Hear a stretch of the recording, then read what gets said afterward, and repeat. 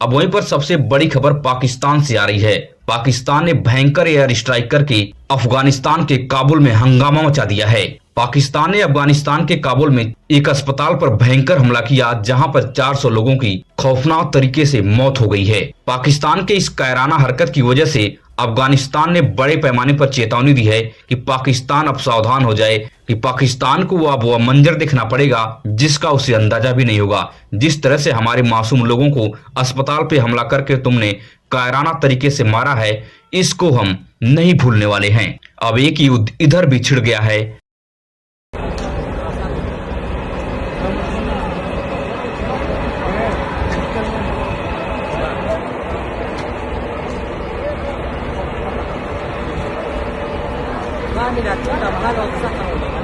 अब सबसे बड़ा सवाल है कि आखिर पाकिस्तान तालिबानियों को क्यों इस तरह से बेरहमी से मार रहा है। पाकिस्तान दुनिया में शांति दूत बना घूम रहा है और निर्दोष लोगों पर यहाँ पर हत्या किस प्रकार से कर रहा है। सबसे बड़ा सवाल खड़ा हो रहा कि पाकिस्तान फिलिस्तीनी मुसलमानों के लिए नरसंहार की बात कर रहा था, इजराइल के ऊपर बड़ा आरोप लगा रहा था और पूरी दुनिया में इजराइल के खिलाफ धमकी देता हुआ नजर आ रहा था कि हम फिलिस्तीन की तरफ से जाकर इजराइल के खिलाफ युद्ध लड़ेंगे। मगर आज पाकिस्तान अफगानिस्तान में जिस तरह से 400 लोगों का नरसंहार किया है, क्या उसे इस बात का अफसोस है कि हम कितना घिनौना हरकत किए हैं। और दूसरा सबसे बड़ा सवाल है कि भारत का मुसलमान छाती पीटकर धाड़ मार कर रोता हुआ नजर आया। 7 समुद्र पार ईरान के सुप्रीम लीडर खामनेई के लिए सड़कों पर भारत में तांडव किया। देखिएगा, ये ईरान है, हम हुसैन वाले हैं, हम कम जरूर है, मगर हम इनकी आंखों में आंखें डालकर बताएंगे कि हम तुमसे लड़ते लड़ते मर जाएंगे, मगर हम झुकेंगे नहीं।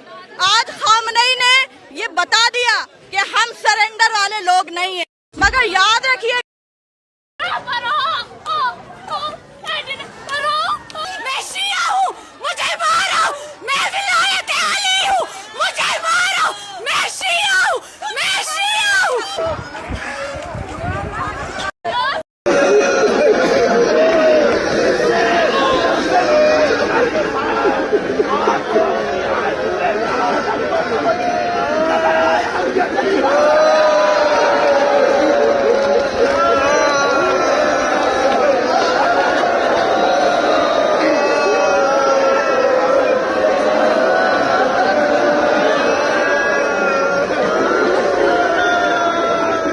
और फिलिस्तीन में भी गाजा पट्टी को लेकर भारत के मुसलमान चीखते चिल्लाते नजर आए हैं। मगर आज 400 मुसलमान अफगानिस्तान में पाकिस्तान जिस तरह से मार डाला है, भारत का मुसलमान क्यों नरसंहार इसे करार नहीं दे रहा है।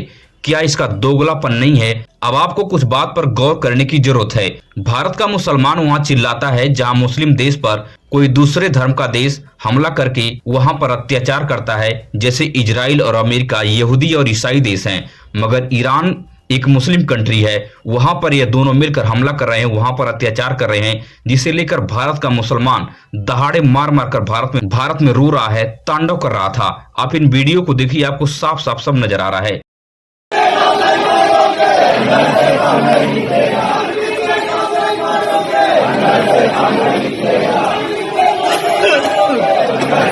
मगर अफगानिस्तान और पाकिस्तान एक ही धर्म के हैं, आपस में मर कट रहे हैं, इसलिए भारत का मुसलमान को पाकिस्तान के संगठित नरसंहार पर कुछ फर्क नहीं पड़ता है। अफगानिस्तान में भी शिया मुसलमान हैं, भारत के शिया मुसलमान आखिर क्यों दहाड़े मार कर इनके लिए नहीं रो रहे हैं। जिस प्रकार से ईरान के सुप्रीम लीडर खामनेई के लिए आंसू बहा रहे थे और वहां पर जो अत्याचार हो रहा है उनके लिए यहाँ पर दहाड़े मार मार कर रो रहे थे। आपको क्या लगता है कि भारत का मुसलमान पाकिस्तान अफगानिस्तान के युद्ध में किधर खड़ा है? क्योंकि भारत के मुसलमान के लिए यहाँ पर दोनों तरफ खाई है, जिधर भी पैर करेगा वह खाई में गिरेगा। अब वहीं पर बड़ी खबर पश्चिम बंगाल से सामने आ रही है। पश्चिम बंगाल में 23 अप्रैल को वोटिंग होना है। इसी बीच ममता बनर्जी ने ताबड़तोड़ रैलियां शुरू कर दिया है। ममता बनर्जी ने कहा कि हमसे जो टकराएगा चूर चूर हो जाएगा। दरअसल ममता बनर्जी भारतीय जनता पार्टी पर सीधे तौर पर हमलावर हैं। ममता बनर्जी चुनाव के वक्त जितना अग्रेसन में दिखती हैं, उतना आम समय में वह नहीं नजर आती हैं। ममता बनर्जी चुनावी सभा का बिगुल फूंक दिया है। ममता बनर्जी ने कहा कि इस चुनाव में हम 226 सीट इतिहास रचेंगे। हमसे टुकराएगा, जो हमसे टुकराएगा, जो हम सकते हैं जोड़ किसका, बाजुए कतिल में है। जीने दो, जियो और जीने दो। जय जिनेंद्र, जय जिनेंद्र।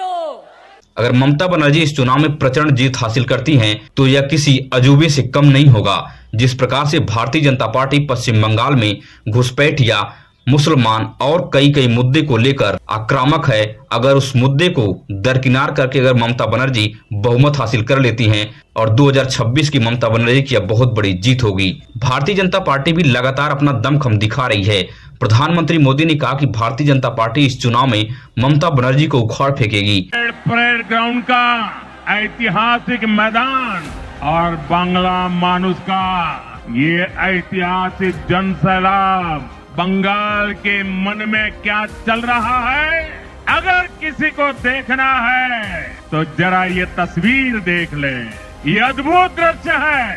नए बंगाल की क्रांति का बिगुल बज गया है। टीएमसी के सांसद सयानी घोष ने पश्चिम बंगाल में एक लोकप्रिय सांसद हैं, जिनकी चुनाव प्रचार में डिमांड बढ़ गई है, क्योंकि सयानी घोष तीखे रूप से भारतीय जनता पार्टी के ऊपर हमलावर रहती हैं और तीखे सवाल पूछती हैं, जिसकी वजह से पश्चिम बंगाल में सयानी घोष की डिमांड बढ़ गई है। ममता का क्षमता 2026 में बंगाल आपको दिखाएगा, 2026 में आपको दिखाएगा। और ये नाम याद रखिएगा, ममता बनर्जी बंगाल की नारी, हवाई चप्पल सफेद साड़ी, एक नाड़ी 100 पे भारी। खेला होगा, दिल्ली का लड्डू खाया है, अब बंगाल का रसगुल्ला और राजभोग खिला के आपको अब की बार यमुना पार भेजेंगे। कि ममता आपको क्या लगता है कि भारतीय जनता पार्टी पश्चिम बंगाल में अपना किला फतेह कर पाएगी या बुरी तरह से परास्त होगी? अपनी राय को कमेंट में साझा करके जरूर बताएं। वहीं पर बड़ी खबर उत्तर प्रदेश से सामने आ रही है। शंकराचार्य एवं मुक्तेश्वरानंद ने मान्यवर कांशीराम जी का जमकर तारीफ किया है। ऐसा लग रहा है कि वक्त बदल गए, जज्बात बदल गए। शंकराचार्य ने कहा कि हम सबको मान्यवर कांशीराम से प्रेरणा लेना चाहिए। वह उस जमाने में कैसे संघर्ष करके अकेले दम पर लोगों को जोड़कर बहन मायावती जी को 4 बार मुख्यमंत्री बनाया। इसी तरीके से हम लोगों को भी लोगों के पास जाकर लोगों को समझाना होगा अपनी गौमाता को किस तरह से सरकार कत्लेआम कर रही है। सरकारी लाइसेंस पर आधारित बुचड़खाने चल रहे हैं, गौमांस का व्यापार हो रहा है। एक पार्टी हिंदू करके सत्ता में आई थी और आज वही गाय को उपेक्षा कर रही है। मान्यवर कांशीराम जी की शरण में आज के वक्त में भारत की सभी पार्टियां शरण ले रही हैं। झोला लेकर के बगल में टांगने वाला, पैडल मारते हुए साइकिल में गांव गांव गए थे। इतना बड़ा मंच शुरुआत में उनके पास नहीं था। उनके पास गाड़ी भी नहीं थी 4 चक्के की, और गांव गांव जाकर के चबूतरों पर बैठ करके एक एक व्यक्ति से उन्होंने बात की। और इसी उत्तर प्रदेश में उनके शिष्य, उनकी शिष्या मायावती बैठ करके शासन की कि नहीं की? हाँ, 4 बार। अब इतना हम नहीं जानते, महाराज जी तो वो भी जानते हैं। 4 बार शासन कर दिया उस मायावती जी ने, जिनके गुरु कांशीराम जी झोला टांग के गांव गांव चबूतरे पे बैठ करके बिना किसी आसन पीछे चबूतरे पर लोगों को जा जाके बात समझाते थे अकेले। आप तो हजारों से शुरुआत कर रहे हो जी। बस आपके उसी समर्पण की आवश्यकता है जो मान्यवर कांशीराम ने दी। हम भी मान्यवर इसीलिए कह रहे हैं, उनका जो भी विचार रहा होगा, लेकिन कैसे सत्ता के लिए आगे बढ़ा जाता है और कैसे उसमें बदलाव ला दिया जाता है, अपने परिश्रम से उन्होंने भी सिद्ध कर दिया था। जो अच्छी चीज है वो कहीं से भी स्वीकार कर लेनी चाहिए। आज कांशीराम जी के समर्पण की हम लोगों को भी आवश्यकता है। अगर आप भी देश और दुनिया से बड़ी खबरें देखने में दिलचस्पी रखते हैं तो हमारे इस चैनल को सब्सक्राइब कीजिए, वीडियो अपने दोस्तों और रिश्तेदारों तक शेयर कीजिए। मिलेंगे इस तरह से नई वीडियो में नई सूचना के साथ। धन्यवाद।